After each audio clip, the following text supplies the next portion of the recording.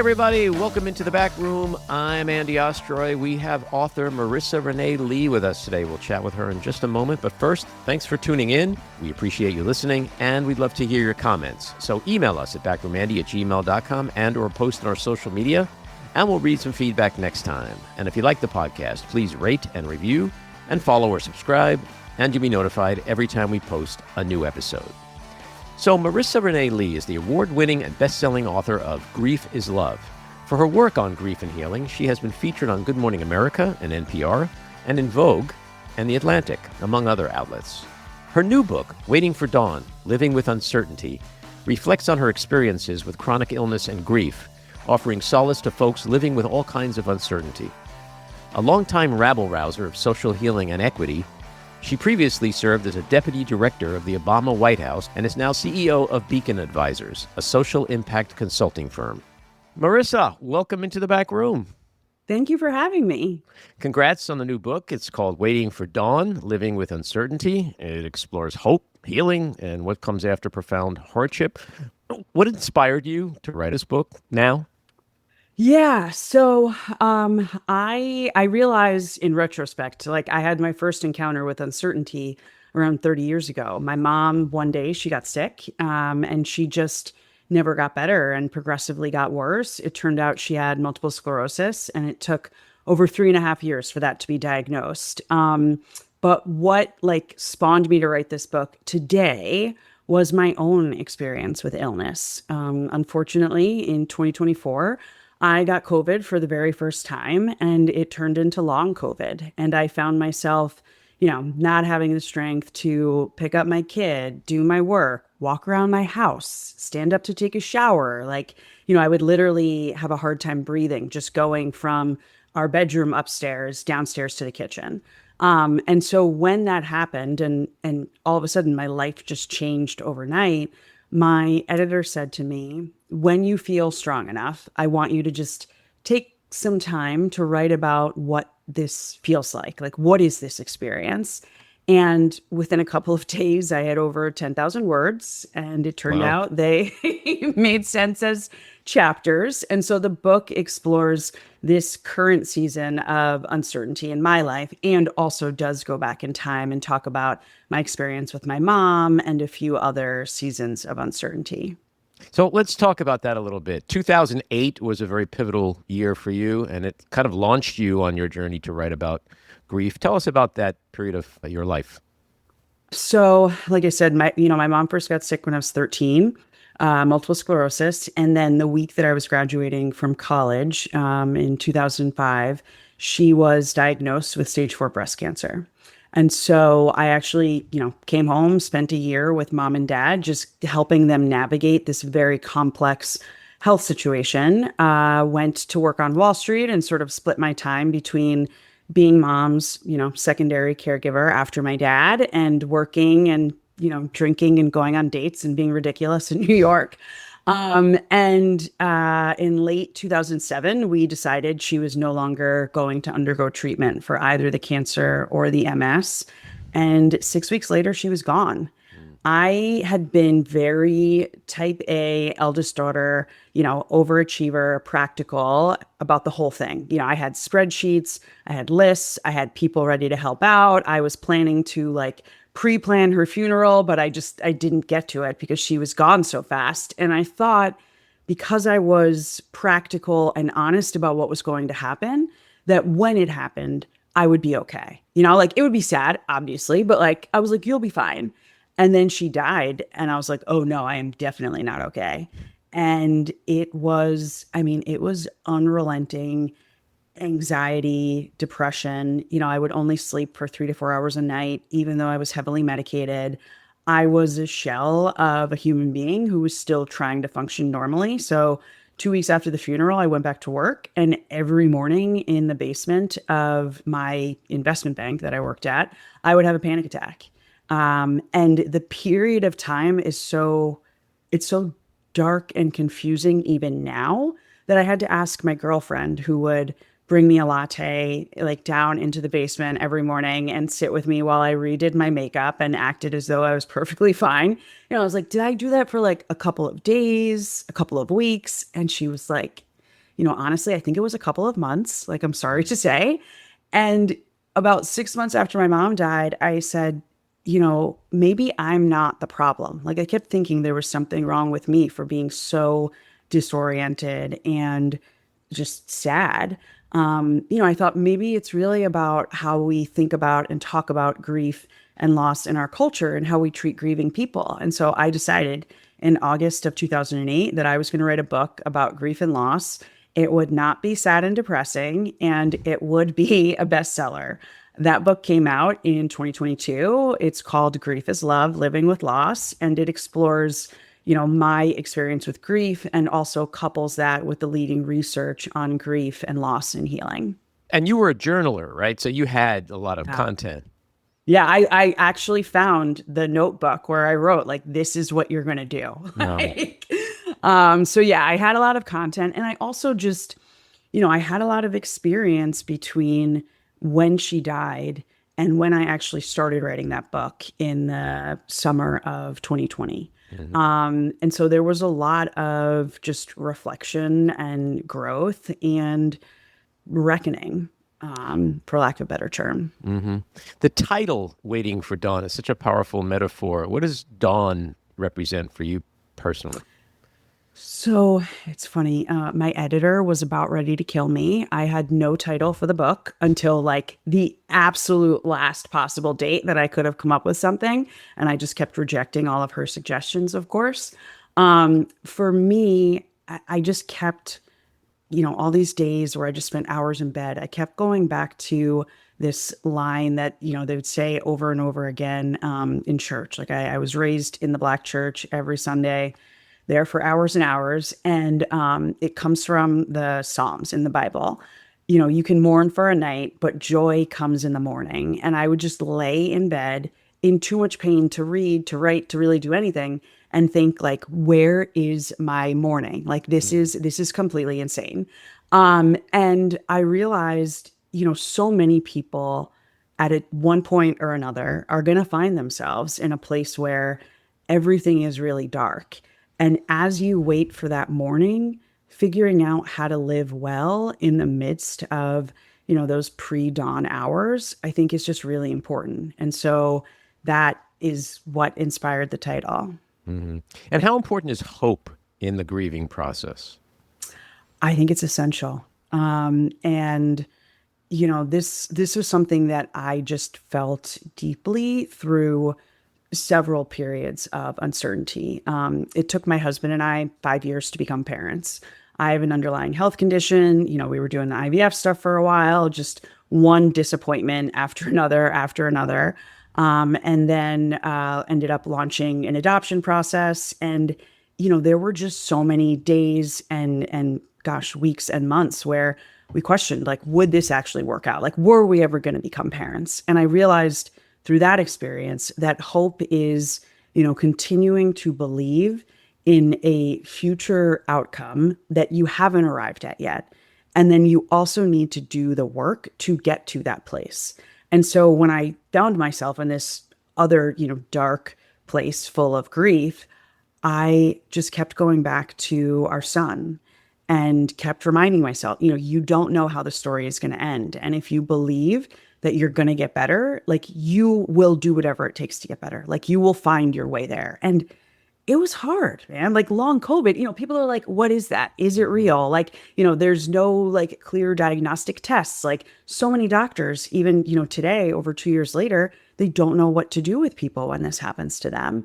And I just had to keep telling myself, like, you're going to find a way. And I'm not 100% there today, but I'm a lot further along than I was 2 years ago. That's for sure. You write about this thing you call gray grief. Explain what that is. That is the grief of uncertainty. When I defined grief and grief is love, I was intentional about not connecting grief solely to the physical loss of another human being. But when I found myself in this place where like I was the loss, like I was just completely lost and not the person that I had been for the previous 41 years, my intelligence and quick processing like disappeared. My strategic thinking disappeared. My ability to be strong and fast in lots of different ways. I mean, it was gone overnight. And the pain, like living in pain every single day, like it just completely transforms you. And I needed to find language to describe this experience of, you know, being in pain and also not really knowing exactly what to do. It felt to me like I was walking through fog and, hoping I was walking in a straight line to a clear destination. But, you just don't know when you're in the middle of it. Yeah, I love that you write about that because people can grieve over all kinds of things that don't involve death, loss of job, Absolutely. disease. I'm a Knicks fan. If the Knicks lose the finals, I I will be experiencing profound grief. And I'm not trying to make light of a situation. No, I will no, be I know. heartbroken. And it'll be along the lines of other grief, on different levels, of course, that I've experienced in my life. And, I don't want anybody to poo-poo that. I've waited No. I've waited a Dude, lifetime for my this. husband is the same when it comes to the Packers. Like they Hmm. are in the book for a reason. Yeah. So I feel you. And it's funny, my son, my husband's from Wisconsin. We live in New York now. And so Hmm. my son, he's a Yankees fan. Hmm. And he told my husband that he hopes that the Knicks win. I'm sure he's like hearing things at school.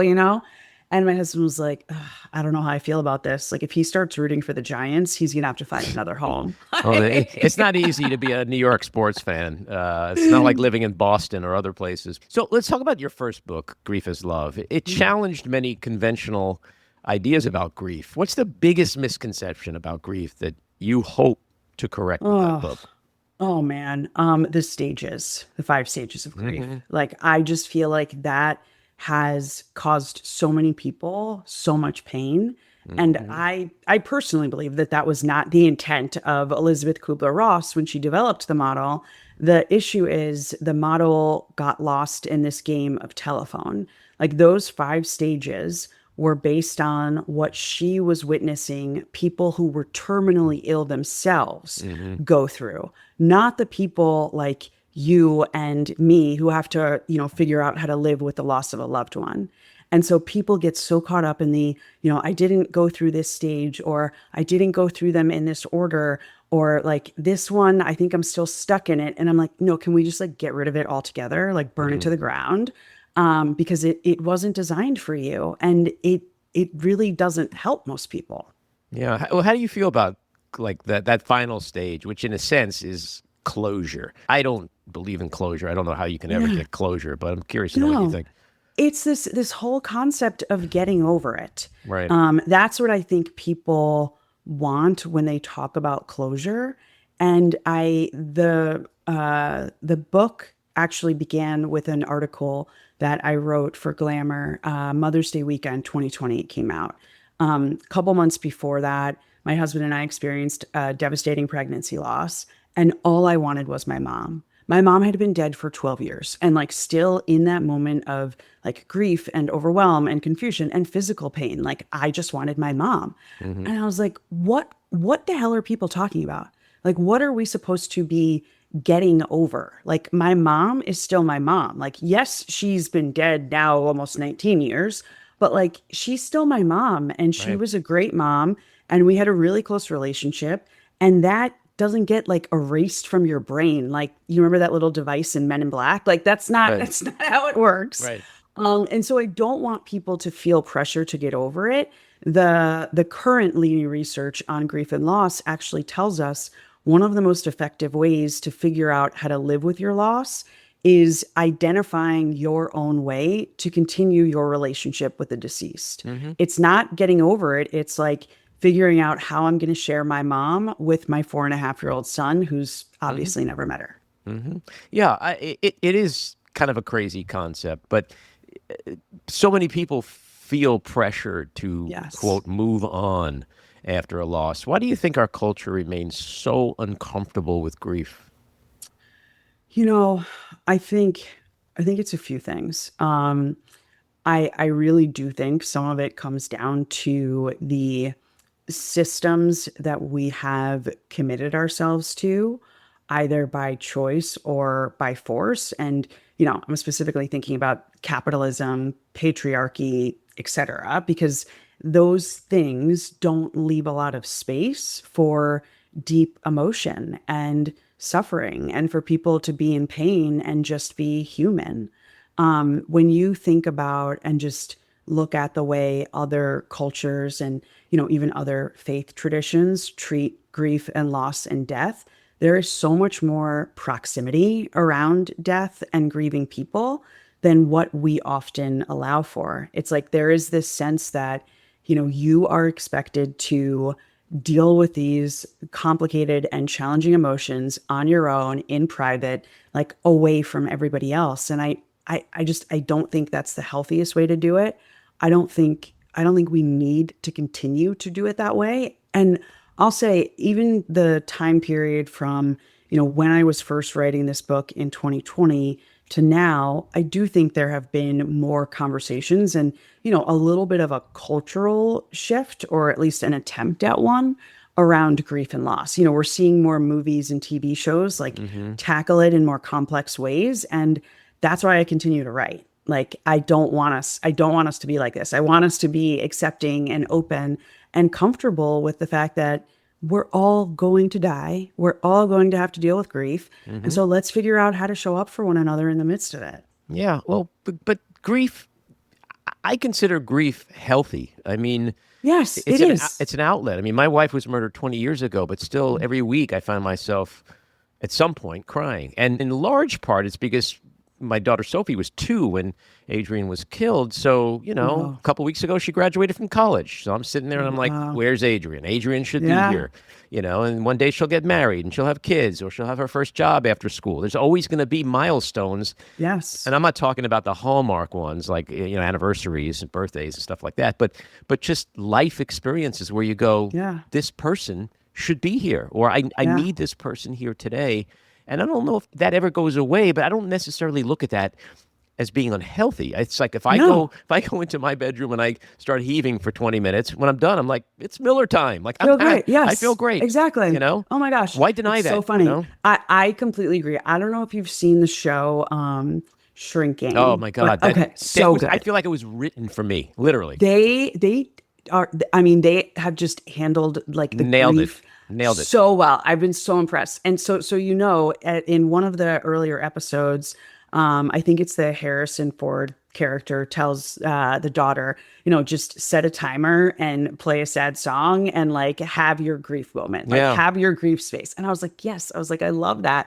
And there are always going to be these times, and some are, the expected milestones like the wedding and, the birth of grandchildren and things of that nature. And then sometimes it's Just the every like day. the every day, the unexpected things like, my son is obsessed with cookies. Like cookies are like one of his favorite things. And like that was one of my mom's favorite things. And so like every once in a while when he like, tries to like really push me and like beg for like another dessert, I'm like, I'm just going to give in because I feel like she would like want me to give in. Or, Right. when I got to bring my family to the Oval Office when I finished my career at the White House, and seeing President Obama like make fun of my dad and like give him a hard time about something. And like in that moment, I just remember standing there being like, oh my God, she would be dying right now. Like she would be dying laughing. Like I wish she was here. So yeah, I think it's all very normal and the way Yeah. it should be. Look, when Adrian died, I just started telling Sophie, Mommy will always be here. She's in your heart. Yes. She's in your heart. And Yes. you carry her Yes. with you wherever you go. And that took years for her, I think, to reconcile that and develop her own relationship with death and her mother. But I think, how do we forget people? I mean, I just think it's a We crazy concept. don't. It is completely absurd. And since you're a Knicks fan, did you see, I forget which player it was, but he said his mom was there with him on game one. I wish I could remember No. the name of the player. Oh my God, it was so sweet. He lost his mom to COVID in 2020. And he said, she was with me tonight. Like, I know she was here tonight. And I was like, yes. Yeah, well, we should carry people with us. Yeah. You've written extensively about health issues, and you've talked about that earlier. Chronic illness can create a kind of grief all of its own, the loss of certainty, as your book suggests, identity, or even the life that you expected for yourself. What have the key differences been for you personally between grief over loss and grief related to illness? or the line's so blurred that there really are no distinctions? Yeah, no, I would say there have definitely been distinctions, and one of them has been around coping. Like when my mom died, I was, I could go to therapy. I could, if I didn't want to deal with it, like go have drinks with friends or like go on a date. I could go to the gym. Like, there were all of these ways I could either, sometimes frankly distract myself, other times, figure out how to process it. And pretty much every single one of those things was taken away when I got sick because I just didn't have the like pulmonary capacity to do any of the things that had helped me cope during other hard times and when my mom passed. So like that was really hard, figuring out how to deal with stress without being able to exercise, how to deal with the fact that like my friends wanted to visit me and like I couldn't even let them come visit me because I couldn't talk enough for them to like be in the house with me. So that was really hard. I also feel like, after my mom died, especially as more time passed, I recognized that I was transformed. And I also felt like I had some element of control over the transformation, like wanting to embody certain values of hers, wanting to do things to make her proud, etc. With illness, like this is not a chosen transformation. Like I haven't exercised in 2 years, which for me, that's like, I can't even make sense of that. I still am not back to my normal workload. I have to rest for about 2-ish hours every day. And so figuring out how to deal with transformation and like shifts in identity that are unchosen was like a big part of the grief in this instance that just felt different from when I lost her. So just, identifying a lot of new coping and processing mechanisms and frankly, being comfortable, just being deeply humbled by this experience. I can no longer be the, 1000% hard charging all the time, type A, control 99% of things person. Yeah, it does change you. What about political grief? Woo. There are people who I've spoken to that want to go up on a roof and jump because of Trump and what they're seeing in this country. Then you see people who like on dating sites and they'll say apolitical and you're like, really? What does that mean? Like literally, our, what does that mean? our democracy could be hanging on a thread and you're like, are they crazy or are they the smart ones? How do we deal with this grief that so many people deal with that is just exhausting and overwhelming? You wake up and you see the craziness and you go to bed and you see the craziness and then there's It's nonstop. all the time in between. It is nonstop. This is on top of going to work. This is on top of your normal anxiety. This is on top of losing a loved one. This is on top of having a disease or an illness. How do people deal with political grief? Is it just the same thing, same way? So it is really hard. I think, and I talk about this in the book, like we have to be mindful of the environment in which we exist because stress and anxiety and all of these things, like they don't occur in a vacuum, like they are connected to the other things that we are connected to. And so I always urge and encourage people to just be aware of the fact that, the world that we're living in right now it's not like a super happy, positive, optimistic place, whether we're talking about racism, climate change, Trump, like all of it, like it's really bad and hard. And then if you are also holding the loss of a loved one or, the loss of your identity due to chronic illness, loss of a job, etc., that is going to weigh on you. And so figuring out how to manage yourself in the midst of all of that is very important because otherwise, like it can absolutely have devastating consequences in terms of your physical health and your mental health. And in terms of political grief more broadly, the way that I've actually been thinking about things is more in terms of like morality and values. Like if you are capable of calling yourself apolitical when there are veterans from Afghanistan who are lining up at food banks because they can't afford to both put gas in their car and food on the table, like we don't have the same values. Like we don't have the same heart. And that's like, that just, it to me, like, that is what it is. Like, I don't know where your humanity is in that, because right now, so many of the things that are happening in this country, I mean, they're truly inhumane. Like the extent of people's suffering that is mostly unnecessary. When I see apolitical or talk to people who are like, can't deal with it, I just tune it Yeah, out. no, I'm like, wow.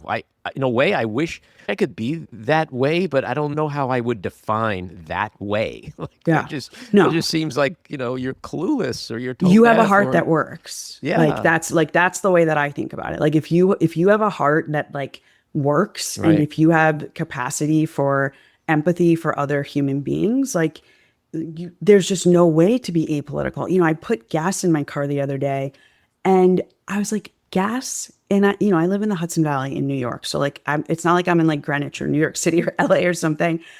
It's almost $5 a gallon. I'm like, what? Like, this is not okay. Like, people are really suffering right now in this country. And I don't really see anyone coming up with meaningful solutions to help them. And that infuriates me. And it will Yeah. never not infuriate me. Well, I think fortunately the apolitical community is kind of small. So Thank God. yeah.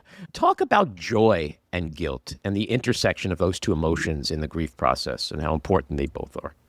So it's interesting. I was actually thinking about that when you asked the other question as well, because when Waiting for Dawn was coming out, it was spring break season in New York. And I had a number of mom friends say to me, like, I feel guilty taking my kids on this, nice spring break trip to, the Caribbean or Europe or, Disney or whatever, when this country is in a state of like such suffering. And my response to folks, and I feel similarly when it comes to other forms of grief and joy, like you need to continue to experience joy in order for you to have the resources and the capacity that is necessary to solve these other problems. And in the like grief context, if we're talking about the physical loss of a person or, my experience with chronic illness, those moments of joy actually create space for the brain to begin to process and integrate whatever the loss is. And so while it may feel uncomfortable or, you may worry about people judging you if you're, doing something fun and your person just died a couple of weeks ago, you're doing the right thing. Like you're actually giving your body and your brain what it needs to heal. So yeah, please, like, please get rid of the guilt. Yeah, I remember after Adrian died, I had a house full of people for like 2 weeks. And I'm very tight with my first wife, Lisa. She's like a mother to my daughter. We have a big family. We all hang out at the same time.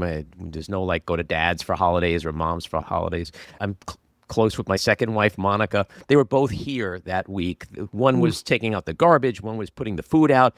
And I saw people looking at me and they were staring at me like, when is he going to break? When is he going to have this meltdown? And I felt the tension. And I've always viewed everything in life through the lens of comedy. I did stand up back in the day. And I have like an internal meter that when it gets too thick, I have to make a joke. And so this was like a week after my wife died. And I took a glass with a utensil, whatever, like you make a toast. And I just said, I have something to say. And I could see people looking at me like, oh, this is it. Oh, yeah. This is the moment he is going to crack and I don't know what to do.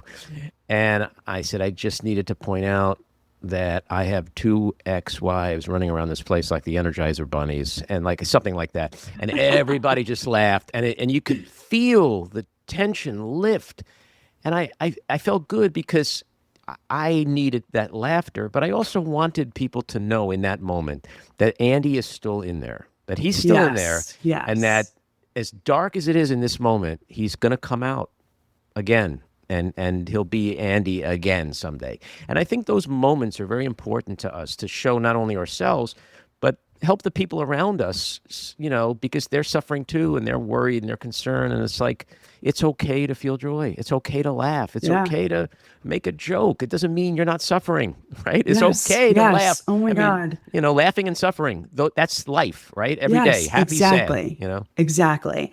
And I'll just give two examples of this.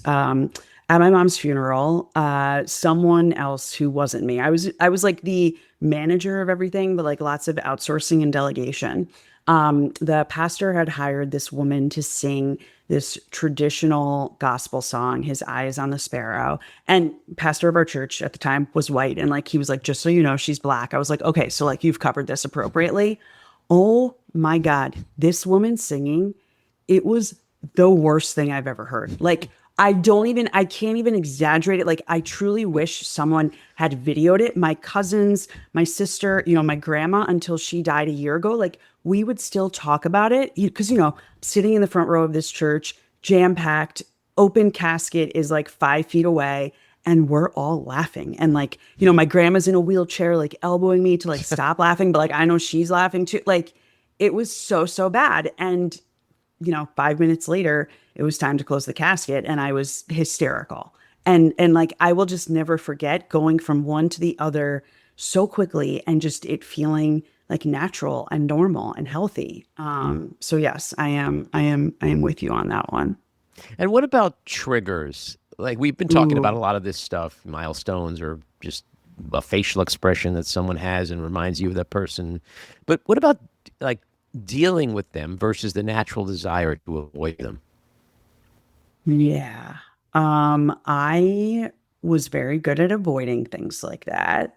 And you can't you can't hide from things forever. And so my advice to people now is if you feel like something is going to be triggering for you, figure out an appropriate boundary, but don't try to not completely avoid it, essentially. One for me that I'll be honest, I still have not done this. My mom, Mother's Day, like we always went to brunch. Like it was church and brunch. That was the thing. I have not been inside a restaurant, like a proper restaurant on Mother's Day since she died because I'm like, I do not want to Hmm. be around all of these happy moms and their kids and brunch and like, no, thank you. I think it would probably be fine now, but I'm just like, no, I choose to do other things instead. Well, Mother's Day, it's interesting you say that. I wrote something once about Mother's Day, and I think the header was something like just please be mindful today of the motherless, you know. Everybody walks around, they're like, Happy Mother's Day, but it's Yeah. like not everybody It's has a not that neat and mom, tidy. right? Yeah.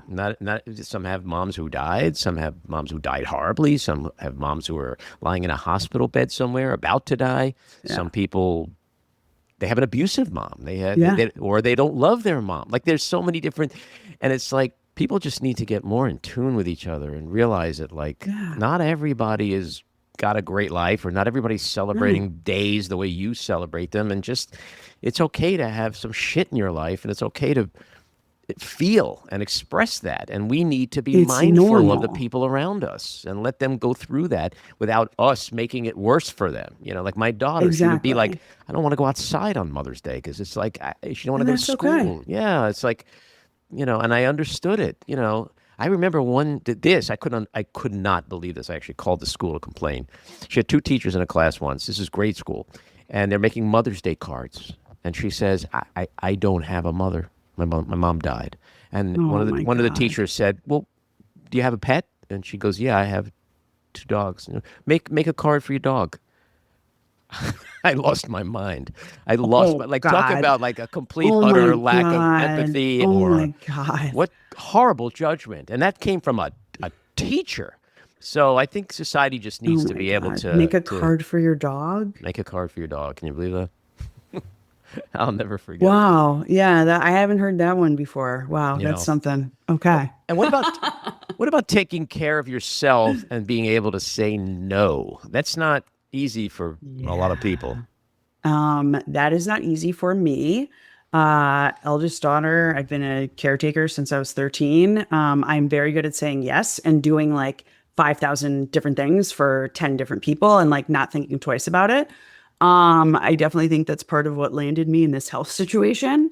I had a very hard time saying no to someone during their very hard time. And this story is in the book. In 2023, one of my cousins was missing. She had just had a baby about a month before. She had dinner at my aunt's house on a Sunday.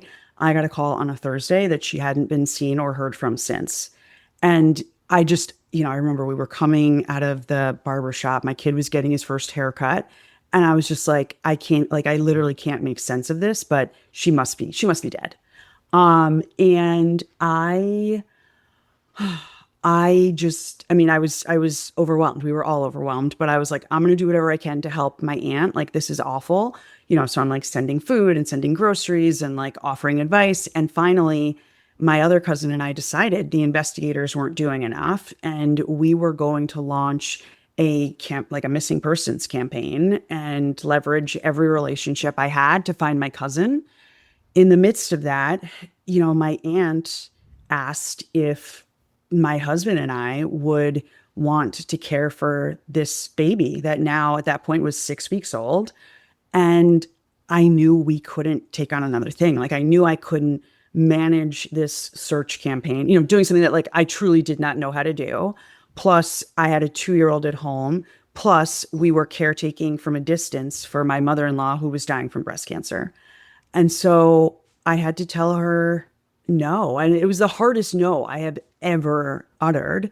Thankfully, she was supportive and understanding and, asked me to keep doing everything I was doing to try and find my cousin. And 5 days later, her body was found. She had been killed by her husband. And he was just sentenced a couple of weeks ago. So like it's one of those ones that's like still fresh. But at this point, my aunt is also able to say that I definitely made the right decision. And having that child with her has been really healing for her. Yeah. But it was hard. Wow. It was hard. But you have to listen to yourself. When you know that no is the right answer, even in, extreme circumstances like those, like you have to listen to yourself. Yeah, so important. What do people who want to support a grieving friend or family member most often get wrong? And what should they do instead?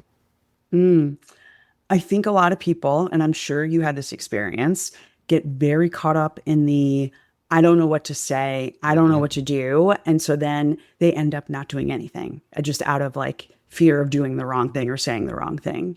And so my reminder to people, like I have an entire book full of words on grief. When the worst thing has happened to someone you care about, there aren't any great words besides I am so sorry or I love you. Like that's it. Like keep it simple and make sure you actually do something. And then the other thing besides the words, like I think about support in grief situations in like 3 categories. So one, just physical presence and being there. Like you said, for 2 weeks, you just had a house full of people, making sure that like you were okay and had whatever you needed. And then the second thing, which, you mentioned both ex-wives were doing, like do something practical, clean up the house, watch the kids, walk the dog, like something that removes anything from their plate. Because when you're in grief, the brain is like working through the grieving process and it reduces your executive functioning capabilities. So people need that help. And then the third thing, I really think it's great when people you love figure out how to allow you to have some joy in the midst of grief. I found out just a couple of years ago that in 2019, when my husband and I had that pregnancy loss, I have 11 roommates from college. Each month, one of them was assigned to send something to us. And like, I had no idea it was a coordinated effort until a couple of years ago. And it was everything from Santa Claus earrings for me to wear to our annual Christmas party that my husband insisted we were still going to have, to this like fancy meat subscription, like for, my husband to grill and whatever. So yeah, find a way to remind them that they are so much more than this present moment of sadness. Yeah, just show up, right? Just show up for people. Yes. Yes. What I try to do, I hate platitudes. Oh my God, no platitudes. Yeah, and I understand though, and it took me a while to understand, but I understand that's all. Sometimes people know how to what they Best of what they intentions. offer. That's Yes. yeah, and they're limited, and then they do have the best of intentions. But people who really stepped up for me were I found those who had also been through something pretty horrible, because it's like an unspoken language that you do end up speaking, and Yeah. there's no platitudes. And so what I try to do is I try to just be brutally honest with people the way some people were with me. And it's like, instead of saying like, sorry for your loss or anything hallmarky like that, I'm like, I'm sorry you're going through this. It's really unfair. Life is unfair. Death sucks. Yeah. And it's going to be really ugly for a while. But there's going to be that day where you start to see that little glimmer of light. Yes. And that's going to tell you that the darkness is beginning to ebb. Exactly. And you will. So like you allow them the truth that this is just awful what happened. Yeah. But you also inspire them a little to be able to see that things will change. As hard as it is to think that right now, that you're in the darkest days right now, but every day gets lighter and brighter, and that kind of hope that we were talking about earlier, that's what got me through it. And I know when I sit with other people that go through this, and I've reached out over the years to a lot of people who have been through horrible. I call them my tragedy buddies because we understand each other. It's really crazy. Like people have been through. Sometimes I'll sit and watch Dateline, and I'd be like, I got to contact this family. And I do, and we get in touch. That's beautiful. And we beautiful. start talking. And I've had really famous people that I've done this with, and it's just like bus drivers in the South. So it's just giving people what they really, truly, what I think they really, truly need in that moment, and that is the hope that we were talking about before. Hope, and I think also letting people have whatever they need in that moment as well. Like the day that we found out that we were no longer pregnant, a couple of my roommates from college just descended on the house. Somebody brought their homemade chocolate chip cookie dough. Somebody else brought one of my favorite bottles of bourbon. No one said anything about the situation. And we watched American Ninja Warrior. And like that, and like, I'll never forget that. Like nobody, no platitudes, no even I'm sorry. It's just like hugs and like, here's sugar and alcohol. Yeah. Two very important things. And when you're grieving or when you're not grieving. I mean, yeah, they know me well. So yeah.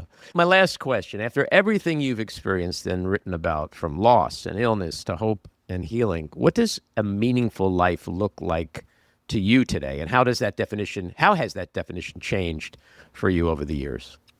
A meaningful life has to include joy. Mm-hmm. I feel like that has been a hallmark of my life. The last communication with my mom, I told her something that I thought was funny and knew she was going to think was funny. And she laughed and like that. And then she collapsed and she was gone within a couple of hours. Mm-hmm. And so joy has absolutely been like a hallmark of my life in these moments of hardship and grief and pain and uncertainty. They just have made me double down on joy. Like that is like one of the most important things. And then just a real commitment to living a life that is authentically mine. Like I care so much less about what people think or, being afraid to try something or do something. Cause I'm like, you don't know how short this situation is going to be. If you think there's something that is meant for you, like you just have to go for it. Mm. Marisa, I love grief conversations. I think they're so important. I really appreciate you coming on and sharing your experiences with us. Congrats again on the book and good luck with it. It's called Waiting for Dawn, Living with Uncertainty. Do come back and chat with us again sometime. Awesome. Thank you so much for having me. All righty. Take care. This episode was produced and edited by me, Andy Ostroy. It was co-produced by Maddie Rosenberg and Jen Hammoud for Radio Free Rhinecliff, with additional editing by Maddie Rosenberg, music by Andrew Hollander, and graphic design by Cricket Langell. And with a special thanks to our sponsor, The Epicurean. Again, thanks for listening. Please rate and review wherever you get your podcasts, and subscribe to the Backroom with Andy Ostroy YouTube channel, where you can watch full videos of our interviews. See you next time.